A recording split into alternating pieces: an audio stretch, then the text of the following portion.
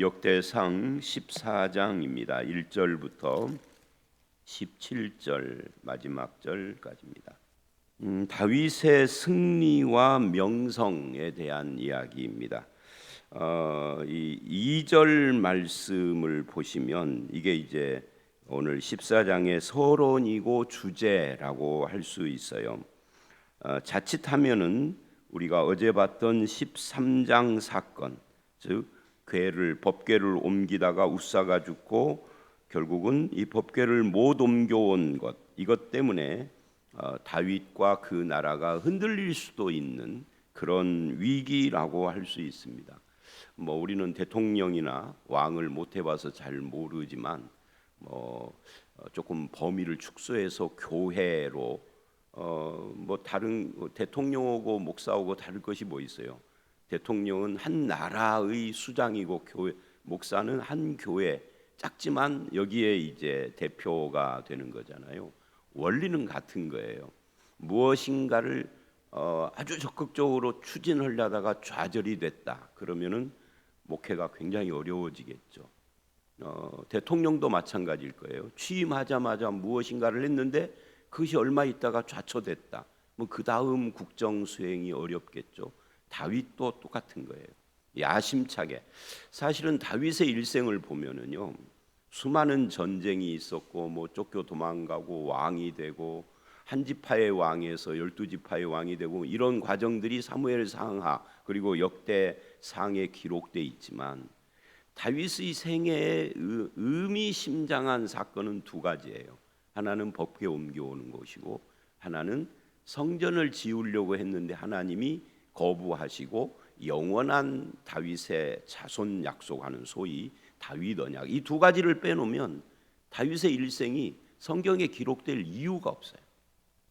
근데 이 법궤 사건이 그렇게 중요한 그 다윗 언약은 하나님 쪽에서 이렇게 하신 거고, 법궤 옮기는 것은 다윗 쪽에서 적극적으로 자기 어떤 통치의 가장 핵심으로 이거를 했다라고 할 수 있는데 그게 좌초가 됐습니다. 그러면 굉장히 흔들릴 수 있었죠. 그런데 하나님은 다윗은 그것을 하나님의 은혜와 축복의 역사로 오히려 그렇게 크게 깨닫고, 하나님께서 오베데돔의 집에 복을 주시는구나, 이거 옮겨오는 것 자체가 잘못된 건 아니로구나 하는 것을 깨달았겠죠. 그렇게 확신을 하고 이제 그 나라가 하나님의 손에서 높이 들림을 받는 그런 것을 지금 기술을 하고 있는 겁니다. 하나님이 자기를 이스라엘의 왕으로 삼으신 것을 깨달았다 하는 거예요. 그래서 2절에 다윗이 여호와께서 자기를 이스라엘 왕으로 삼으신 줄을 깨달았으니 이는, 그래요. 그의 백성 이스라엘을 위하여 그의 나라가 높이 들림을 받았음을 알미었더라. 이게 주제예요. 이 주제를 놓고 1절이 나오고 그 다음 3절로 7절이 나오고 8절 이하의 말씀 15절까지가 나오고 이렇게 셋으로 나누어지는 겁니다. 조금 짧죠 1절은. 그러나 그것도 말하자면 어떻게 이 다윗이 실망하고 국정 운영에 있어서 좌초할 수 있는 이 상황에서 확신으로 변했는가? 하나님이 나를 왕으로 세우셨구나, 이걸 깨닫고 이 나라가 높이 들림을 받았구나, 이걸 깨달은 이유가 뭐냐 할 때 세 가지가 나오는데, 첫째가 1절이단 말이죠. 그 다음에 두 번째가 3절로 7절, 마지막 세 번째가 8절로 15절, 그리고 결론이 16, 17절 이렇게 돼 있는 거예요.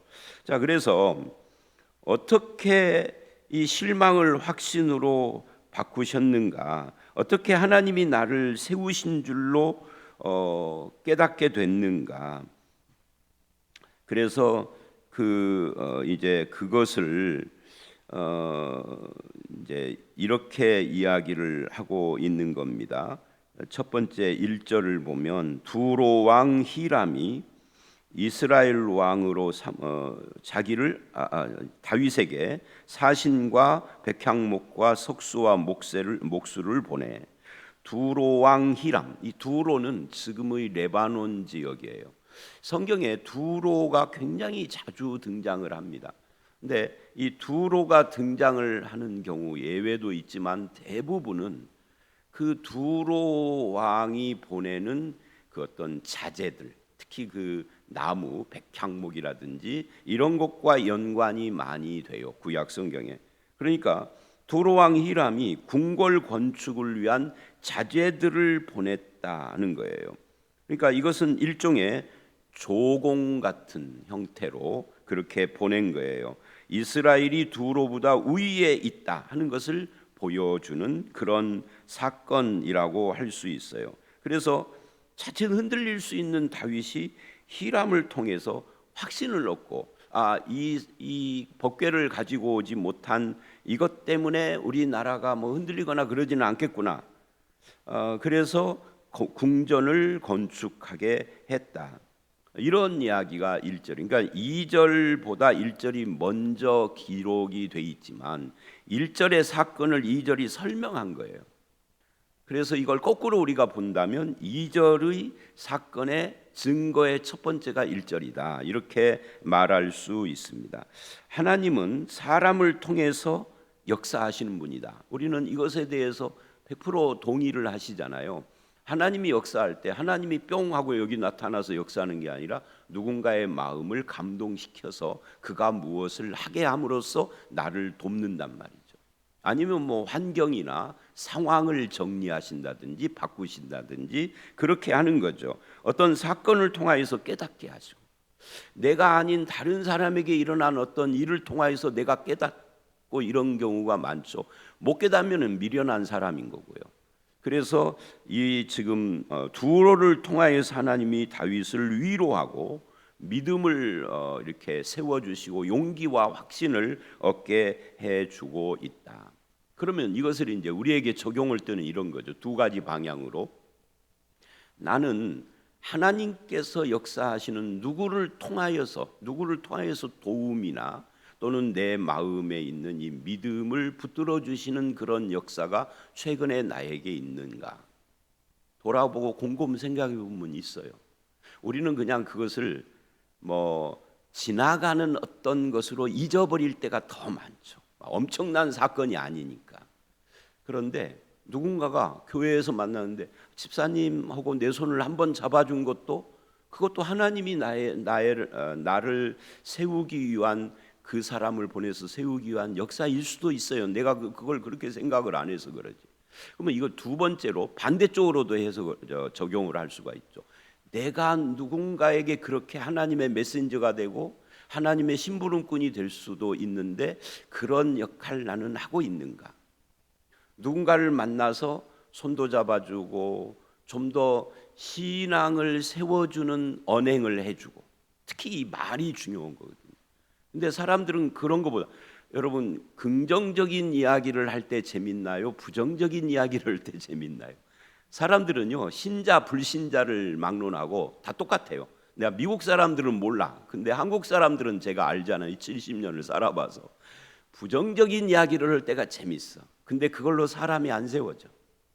하나님의 메신저라는 것은 부정적인 이야기로 되는 것은 아니죠. 누군가를 격려해주고 손을 잡아주고 누군가에게 용기를 주고 소망을 주는, 누군가에게 정말 온유한 마음으로 그를 부추겨주는 일을 하는 것이, 이게 대부분 하나님의 메신저들이에요. 물론 특별한 경우 뭐 에레미야라든지 이런 선지자들이 그 나라가 막 타락을 하고 있을 때 하나님의 메시지를 전하는, 그거는 하나님께서 분명하게 주신 메시지예요. 근데 지금 내가 말하는 것은 주신 메시지가 아니라 일상을 살 때 내가 하나님의 메신저가 돼요. 그러니까 이 1절을 두 가지로 우리가 적용을 할 수 있다는 거죠. 누군가를 보내서 하나님이 나를 위로하시고 격려하시는 그런 경험이 있는가? 감사해야 되죠. 누구에게? 그 사람이 아니라 하나님께.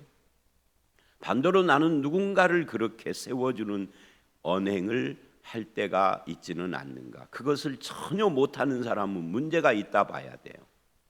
늘 하는 말이 부정적이고 사람의 마음에 신앙을 일으키는 것이 아니라 신앙을 가로막. 근데 이 사람은요 전혀 자기가 신앙을 가로막는 일을 하고 있다라고 못 느껴. 이게 이제 문제인 거죠. 자, 이 1절을 그렇게 적용할 수 있다 하는 이야기예요. 그 다음에 3절로 7절입니다. 이 두 번째 방법이죠. 우리가 이걸 읽으면서 살짝 이 수많은 아내들을 통하여서 많은 아들들을 낳은 거 우리하고는 좀 달라요. 그래서 좀 당황스럽죠. 뭐 남자들은 이제 조금 느낌이 다르겠지만 여자분들은 내 남편이 나 말고 다른 여자들을 아내로 더 많이 해서 아들들을 많이 낳으면 이 가정이 문제가 생기죠. 근데 지금 성경의 기록, 지금부터 3000년 전 다윗 시대 이럴 때의 그 세상이라고 하는 것은, 특히 구약 성경에서는 이런 일들이 진짜 많은데요. 특히 이 권력자들 또는 높은 자리에 있는 사람들은 아내가 많다, 아들들이 많다가 어떤 의미냐면은요, 그의 권력이 안정되고 지금 상당히 그 뭐라 그럴까요, 부강해지고 있다 하는 것을 표현하는 방법이에요. 그러니까요, 초점은 여자들을 수많은 처첩을 얻었다, 이게 초점이 아니고요, 왕권이 지속적으로 안정적으로 번영을 하고 있다, 이걸 말하고자 하는 거예요. 그러니까 지금 우리 민주사회에 사는 우리는 이해가 안 돼요. 왜냐하면 자식이 많으면 분란이 일어나지. 그러나 고대 왕권 시대에는, 우리나라 그 조선도 똑같고 고려도 똑같았어요. 왕이, 지금 현직 왕이 아들이 없어, 딸만 있어, 또 있었던 아들들이 다 죽었어. 그럼 어떻게 될까요? 왕권이 흔들려 버려요. 이제는 이 왕에게 진심으로 충성하는 사람이 없어요. 왜? 이 왕 죽으면은 끝날 일을 이제 전혀 다른 뭐 이 왕의 사촌의 아들 정도가 왕이 될 텐데 여기에다가 아부할 필요 없. 이빠른 소리만 하는 거지 진심으로는 충성을 안 하는 거예요. 충성은 누구에게요? 다음 때 왕이 될 가능성이 있는 이 왕의 사촌의 아들에게 하는 거죠. 이해가 되시죠? 민주사회는 그런 거 없잖아요. 투표로 오니까. 그러니까 우리는 그럴 필요가 없는데, 이거를 우리 사회에도 한번 생각을 해봐요. 내가 삼성을 다녀. 이재용이가 아들도 없고 딸도 없고 아무도 없어. 이재용이 내 동생의 뭐 아들 손자가 지금 잘하고 있으면 우리는 은근히 그쪽에다가 아부를 하겠지, 직원들이. 그러지 않겠어요? 비슷한 이야기입니다. 그거보다 더 심한 거죠, 왕권은. 회사하고는 다르기 때문에. 그래서 후손이 번성한다, 이게 굉장히 중요한 거예요. 왕권 유지에. 왕권이 안정됐다, 이 이야기거든요. 안정됐다. 그러니까 이렇게 아들이 많으니 한두 사람 죽어도 상관이 없어. 우리가 아는 것처럼 다윗의 아들들 많이 죽었잖아요. 암놈도 죽고 압살롬도 죽고 말이죠. 나중에 다윗 이후에 솔로몬이 세워지는 중에 또 죽었는데, 걔네들이 죽어도 솔로몬 빼놓고도 이렇게 아들들이 많아. 그러니까 이 가문, 이 다윗의 가문에 충성을 해야 돼요. 그러니까 왕권이 안정됐다. 그리고 이제 궁극적으로는 이 후손 이야기가 성경에 기록되는 것은 이 다윗의 후손으로부터 뭐가 나오는 거죠? 다윗 언약을 성취하시는 영원한 후손 예수 그리스도가 오는 것이기 때문에 더욱 그렇다 하는 것을 보여주고 있는, 이게 이 다윗의 국가가 지금 하나님이 세우시고 높이 들림받고 있다는 것을 보여주는 두 번째 방법이다 하는 이야기입니다. 그 다음에 세 번째 방법, 8절서부터 15절인데요. 여기는 이제 블레셋과의 전쟁 이야기예요. 블레셋은 다윗이나 또는 이스라엘에게서는 대적이죠. 대적을 이김으로써 하나님께서 다윗을 세우고 그 나라를 영원한 나라로 세워주셨다는 것을 증명하는 거예요. 8절을 보면 재미있는 표현이 나와요. 블레셋이 다윗을 찾으러 왔다, 찾으러 올라왔다, 이런 말을 합니다. 찾으러 왔다라고 하는 이 이상한 표현을 왜 하느냐 하면은, 우리가 다윗의 일생을 다른 사람보다는 익히 알잖아요. 사무엘 상하에서. 또 재밌기도 하고. 그런데 다윗이 한때 사울에게 쫓겨서 어디로 도망갔죠? 블레셋에서 도망가서 몸을 의탁했었잖아요. 두 번이나. 첫 번째는 갔다가 죽음의 위기 속에서 미친 척해서 위기를 벗어나고, 세 번째는 우리가 엊그저께 봤던 시글락성에 몸을 의탁을 했던 이 다윗의 마지막 그 사울과의 마지막 장면에서, 그러니까 이 다윗의 과거를 블레셋의 입장에서 보면 저거 내 거야라는 그런 일종의 뭐 다윗을 무시하는 거죠. 또는 조롱하는 거죠. 야, 뭐 네가 언제부터 이스라엘이 왕이었어? 너 우리 밑에 와가지고 숨어 살던 놈 아니야? 넌 내 거야. 이리 와. 뭐 이제 우리 중고등학교 학생들이 학폭, 학교 폭력 할 때 아마 일진들이라든지 이런 애들이 그 누군가를 폭력을 하거나 또는 괴롭힐 때 이러겠죠. 야, 너 이리 와봐. 그럴 거 아니에요. 손가락으로 이렇게 하면 까딱까딱 하면서 이리 와봐 하는 것처럼 다윗에게 너 이리 와봐. 너 우리 거잖아. 내 밑에서 쫄다고 했었다. 여자분들은 쫄다고 하나? 내 밑에서 쫄병했었잖아. 이리 와봐. 병장님한테 경례 안 해? 이러는 거예요. 그런 의미인 거 이해가 되시죠? 그러니까 다윗의 입장에서는 이 블레셋이라고 하는 존재가 굉장히 수치스러운 내 일생의 수치죠. 그죠? 이 블레셋을 떠올르면은 늘 마음 한구석이 이걸 어떻게 지워버리고 싶은 그런 거다 그 말이죠.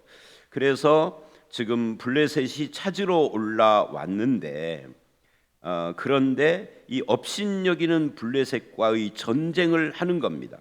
그리고 하나님은 이 전쟁을 통해서 어떻게 해요? 다윗의 과거를 치유하시는 거죠.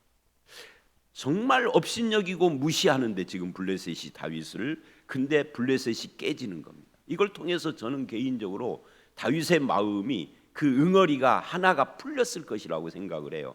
다는 안 풀렸겠지만 한쪽이. 그 다음에 두 번째 전쟁에서 또 이겨요. 완전히 풀린 거죠. 아, 다윗은 이제 내 밑으로, 블레셋은 이제 내 밑으로구나. 내가 저들 밑에서 숨어 살았는데 이제는 그럴 필요가 없구나. 여러분 그런 사람 혹시 있으세요? 친척이나 고향 사람을 만나면 괜히 반가운 것이 아니라 움찔해지는. 내가 그 사람 앞에서 잘못했거나 아니면은 그 사람에게 뭔가를 들켰던 경험이 있었다라고 한다면 그 사람 만나는 것이 왠지 껄끄럽고 나 거기 안 갈래 하고 싶은, 근데 어쩔 수 없이 가야만 하는, 근데 그 문제가 해결되는 겁니다. 이제는 움찔거릴 필요가 없는 거예요. 블레셋 하면은 괜히 속에서 뭔가가 있었는데 이제는 편안해지는 거죠. 이렇게 해서 하나님이 다윗을 세우신단 말이에요. 과거를 치유하시는 거죠. 상처를 치유해 주시는 거죠. 죄책감이나 이제 우리가 하나님 앞에서도 똑같아요. 하나님을 믿었는데, 제가 이런 사람들을 많이 만나봤어요. 하나님을 믿은 세월이 오래됐는데 한 20년 됐는데 늘 죄책감에 시달려. 그래서 언젠가도 제가 이 이야기 한두 번, 오래전 설교에 한 20년 전 그런 이야기를 했는데, 제가 대학 다닐 때, 신학 다닐 때 어떤 자매가 저하고 1:1 성경 공부를 하자고 그러는데, 성경 공부를 하는데 말씀을 놓고 자기 고백을 하는데 그 엄청난 죄를 막 고백을 하더라고. 자기가 저지른 그 어떤 남자와의 불륜 문제를 막 내 앞에서, 나랑 동갑자리였는데 막 고백을 하는 거예요. 너무 신선했어요. 말씀 앞에 저런 고백을 할 수 있다고. 나는 생전 못 해봤는데, 하나님 앞에서는 해도 사람 앞에서는 못 해봤죠. 아니 사실은 지금 와서 생각해 보면 사람 앞에서는 그 고백할 필요 없는 거예요. 하나님 앞에만 하는 거예요. 사람 앞에 고백하는 죄는요, 그 상대방하고 연관돼서 지은 죄는 고백을 하지만 하나님 앞에서 은밀한 죄는 사람에게 고백하는 거 아니에요. 한국에 몇몇 교회가 뭐 김양재 여자 목사라든지 또는 그 복음학교 김용이라든지 이런 사람들이 죄를 사람 앞에 고백하도록 시킴으로써 엄청 센세이션을 일으키고 그래서 막 부흥을 했는데 그거 옳지 않습니다. 성경적이지 않아요. 사람에게 지은 죄, 그 당사자에게 고백하는 거죠. 그래서 은밀한 죄는 하나님 앞에 하는 거예요. 사람 앞에 하는 거 아닙니다. 자, 어쨌든 그런데 그런 죄책감에 눌려 있는 그걸 막 고백을 하니까 와, 이 자매 굉장히 신앙적으로 참 순수하구나. 어쩌다가 죄를 지었지만 그건 그거고 참 영혼이 맑다 이런 생각. 그 다음 주에 일주일에 한 번 성경 공부를 하는데요. 그 다음 주에 성경 공부를 그 다음 장 성경 공부를 한 번에 만날 때 한 장씩 장세기 1장 할 때 그러더니 2장을 하면서 똑같은 이야기를 또 오는 거예요. 똑같은 이야기를 2번 듣는데 이거 뭐지? 이 자매가 왜 이러지? 이상하더라. 말하자면 하나님 앞에 죄를 고백한 뒤에 죄책감이 해결이 안 된 거예요. 사죄의 확신이 없는 거예요. 그리고 한 30년쯤 지나서 제가 들은 소문, 이 자매가 교회를 한다. 지금 이제 30년도 훨씬 더 지났죠. 근데 지금부터 한 10여 년 전에 누구를 통해서 소식을 들었거든요. 교회를 안다니까. 여러분, 이 죄책감 하나님 앞에서 또는 열등감, 과거에 대한 기억, 눌림, 상처 이런 것들을 하나님의 은혜 가운데서 말끔히 씻어내야 합니다. 그냥 스스로 씻어내는 것이 아니라 그게 바로 예수 그리스도의 십자가고 그리고 주님의 사죄의 은총이고 성령의 역사 아니에요. 성령의 역사가 그런 거죠. 근데 다윗은 그렇게 하나님으로부터 블레셋에 대한 기억이 다 씻어지고 있다. 그런 이야기입니다. 또 특별한 것은 처음 침범 때나 10절에 두 번째 침범 때 14절 여기 보면 다윗이 이런 행동을 하죠. 하나님께 물었다. 그리고 하나님이 응답을 하셨다. 여기서 뭐가 중요하냐면 첫 번째 하나님께 묻고 하나님의 응답을 받았다 하는 것은 그래요. 그거는 당연한 거죠. 그런데 우리 같으면 두 번째 똑같은 블레셋의 침략을 당했으면 어떻게 할까요? 요거 지난번에 내가 하나님께 기도하고 응답 받았어. 이 두 번째 똑같은 일이 일어나서 그러면은 지난번의 뭘로? 경험으로 하면 되는 거예요. 근데 다윗은 그렇게 하지 않아요. 또 물어요. 그런데 더 재미있는 것은 하나님의 응답이 똑같은 블레셋 전쟁인데 첫 번째 응답과 두 번째 응답이 틀려요. 내용이. 두 번째 응답에서는 뭐라고 하죠? 이렇게 이야기를 해요. 다윗이 14절 다윗이 또 하나님께 묻자온데 하나님이 이르시되 마주 올라가지 말고 이게 이제 틀린 거예요. 첫 번째고 그들 뒤로 돌아 뽕나무 숲을 맞은편에서 그들을 기습하되 기습작전 이야기를 하는 겁니다. 아니 하나님이 역사하는데 그냥 막 치고 올라가도 될 건데 하나님께서 방법을 달리해요. 이것이 다윗의 삶의 특징이고요. 그러기에 다윗의 나라가 하나님의 나라예요. 왜요? 여러분 하나님의 나라는 예를 들어서 우리 교회는 하나님의 교회야. 하나님의 교회 2단이 있으니까 조금 바꿔서 우리는 그리스도의 교회야 라고 말로 한다고 되는 것은 아니에요. 말은 누구나 하죠. 우리 교회가 하나님이 주인이고 그리스도가 주인인 교회라면 어떻게 하는 거죠? 우리가 하는 모든 것에 대해서 하나님의 뜻을 묻는 거죠. 그래야 하나님의 교회지.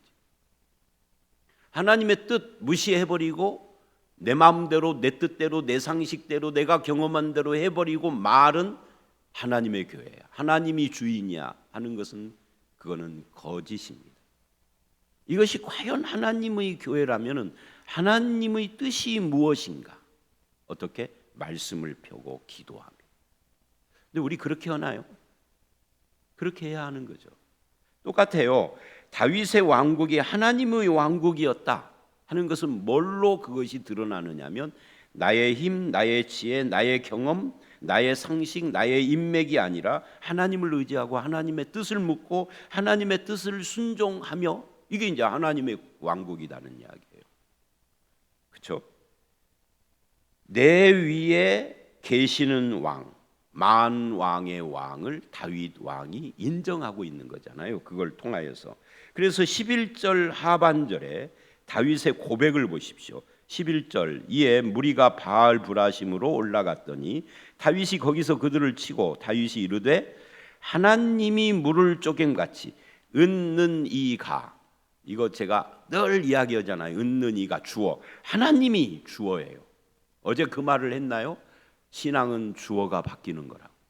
내가 이겼다가 아니라 하나님이 물을 쪼갠 같이 내 손으로, 내 손은 뭐예요? 하나님의 도구죠. 의로 도구잖아요. 하나님이 주어가 내 손으로 도구를 통해서 내 대적을 흩으셨다 함으로 그곳 이름을 바알브라십니다. 즉 하나님의 역사다라고 다윗이 고백을 했다 그 말이에요. 그러니까 뭐예요? 이 나라가 다윗의 나라가 아닌 거죠. 하나님의 나라인 거죠. 다윗은 왕이라는 명칭의 신하인 거죠. 이건 교회도 똑같고 가정도 똑같아요. 여러분의 가정에 여러분을 여기 남자분들이 계시는데 남자분들은 뭐라고 부르죠? 공식 명칭으로 가장이라고 한다고요. 그건 국가가 붙여주고 사회가 붙여주는 명칭이고요. 믿는 사람들은 누가 가장인 거예요? 나는 가장이라는 명칭을 가진 청직이고 실제 가장은 주님이시다. 이게 신자의 가정인 거죠. 거기에 하나님의 나라가 임하는 거예요. 바로 그 이야기를 하고 있다. 그리고 15, 16절 전혀 다른 방법으로 인도하시는데도 뭐라고 그래요? 이렇게 이야기를 합니다. 16절에 다윗이 하나님의 명령대로 행하여. 이게 하나님이 다스리는 나라다 하는 것을 알 수가 있어요. 근데 그건 그렇고 15절을 보면은 이런 이상한 말이 나와요. 뽕나무의 꼭대기에서 걸음 걷는 소리가 들리거든. 지금 하나님께서 14절에 너는 뒤로 돌아 뽕나무 숲을 맞은편에서 그들을 기습하되 그 이야기 다음에 나오는 거예요. 뽕나무 꼭대기에서 걸음 걷는 소리가 들리거든 나가서 싸우라. 자, 이 무슨 말이에요? 뽕나무 꼭대기에서 걸음 걷는 소리가 왜 들려요? 바람 소리가 들려야지. 이 걸음 걷는 소리는 무슨 소리냐면 하늘 군대가 행진하는 소리예요. 근데 그 소리는 하늘 군대가 행진하는 소리 이게 중요한 것이 아니라 하늘 군대의 행진은 누가 움직이는 거예요? 하나님이. 그러니까 이 표현은 하나님이 너보다 앞서 가신다. 그 소리가 들리면 너는 그 뒤를 따라가서 전쟁을 하는 거예요. 그러니까 하나님이 너보다 앞서 가신다. 이걸 다른 성경에서는 뭐라고 그래요? 전쟁은 하나님께 속한 것이다 라고 표현을 하는 거죠. 구약 성경에는 이 표현은 좀 다르지만 이와 유사한 일들이 굉장히 많습니다. 여호수아가 요단강 건너가기 전에 칼을 빼든 여호와의 사자를 만난 것도 똑같은 이야기고요. 굉장히 많아요. 마하나임 야곱의 고백 그것도 마찬가지고요. 또 엘리야가 그 도단성 엘리산가요? 그 불말과 불병거가 둘러싸고 있는 모습을 사환의 눈을 열어서 보여준 그것도 결국은 이 전쟁 하나님께 속한 것이다를 보여주는 거고 그 외에도 굉장히 많이 나옵니다. 구약에. 즉 하나님이 너보다 앞서 나가시고 역사하신다는 것을 보여줘요. 이것이 다윗과 그 나라의 특징이라는 거예요. 무슨 특징? 하나님의 나라다. 말로만 하나님 나라가 아니고 실제로. 그리고 다윗도 그걸 고백하고 있다. 그래서 명령대로 행했다예요. 그래서 16절에. 그리고 이제 결론이 16, 17절 특히 이 17절의 결론을 보면은 명령대로 행하는 다윗에게 하나님이 뭐를 했어요? 명성을 주셨다. 그리고 세상이 두려워하는 뭐를 주신 거예요? 권세, 권위를 주셨다. 명성과 권위를 주셨다. 이게 결론입니다. 이거 가지고도 우리에게 적용할 것이 많아요. 우리는 다윗과 뭐가 다르죠? 우리도 다윗처럼 하나님을 믿어요. 근데 이것이 달라요. 우리는 스스로 자기를 높이려고 안달이 났어요. 근데 다윗은 스스로 자기를 높이려고 하는 흔적이 성경에 별로 없어요. 근데 하나님이 높이셔요. 스스로 높이려고 안달난 사람을 우리는 권위주의자라고 하고 하나님이 높여서 권위가 생긴 사람은 권위주의자가 아니라 겸손한 사람이라고 그래요. 근데 그 사람이 굉장히 권위가 있어. 말을 해도 하나님이 세웠기 때문에. 권위주의자는 그 앞에서는 힘을 가졌기 때문에 벌벌 떨고 아부하지만 뒤돌아서는 욕해. 그죠? 그래서 하나님이 주신 명성, 세우신 권위 이게 다윗의 나라. 그래서 오늘 이 14장은 전체가 다윗의 나라를 하나님이 세우신 줄 다윗이 깨닫고 그 나라를 높이신 것이 하나님이 다를 깨달았다는 세 가지 증명을 지금 두로 왕을 통하여서 다윗의 가정의 안정을 통하여서 블레셋의 승리를 통하여서 알게 됐다 하는 것을, 이 법궤 사건 실패와 내일 말씀에 법궤를 다시 메우려고 하는 이 두 법궤 사건 중간에 이걸 끼워 넣은 의도가 있겠죠. 하나님이 다윗을 격려하고 계신다. 야, 너 실패에 좌절하지 말아라. 네가 내 법을 따르지 않아서 내가 막은 것이지만 내가 너를 싫어하는 건 아니야. 너희 나라를 버린 건 아니야 라고 하시고 계시는 거죠. 저와 여러분도 오늘 이 말씀처럼 하나님이 함께 하시는 그런 성도, 하나님이 주인인 그런 가정, 하나님이 주인인 교회, 하나님, 이제 여기까지는 이제 당연히 우리가 믿는 사람이니까 당연한데, 하나 더 나아가서 하나님이 다스리는, 이거는 이제 우리 소망이죠. 이 나라가 되기를. 그죠? 앞에 세 가지는 당연해야 하는 거고, 믿는 자에게 기도하시는 저와 여러분들이 되시기를 주의 이름으로 축원합니다. 함께 기도하겠습니다. 하나님 아버지, 다윗과 그의 나라를 하나님이 세우셨다라는 증명으로 두로 왕 히람을 세워 그를 격려하고 돕게 하시고 쓸 것을 보내게 하시고, 또한 가정을 안정적으로 세워주시며 블레셋과의 전쟁에서 두 번이나 승리하고 하나님의 명령을 따르는 청지기로서의 다윗의 모습을 보여주셨습니다. 아버지 하나님, 뽕나무 꼭대기에서 하늘 군대가 앞서가시며 하나님이 앞서 나아가는 것을 보여주시고 명령대로 따랐더니 명성과 권위를 세워주신 하나님, 우리도 주의 명령과 뜻을 따라서 살아가게 하시고 늘 나의 언행과 나의 이 마음 씀씀이가 성경에 기록된 하나님의 뜻에 일치하는지를 늘 묻고 사는 저희들이 되게 해 주시옵소서. 예수님 이름으로 기도드렸사옵나이다. 아멘.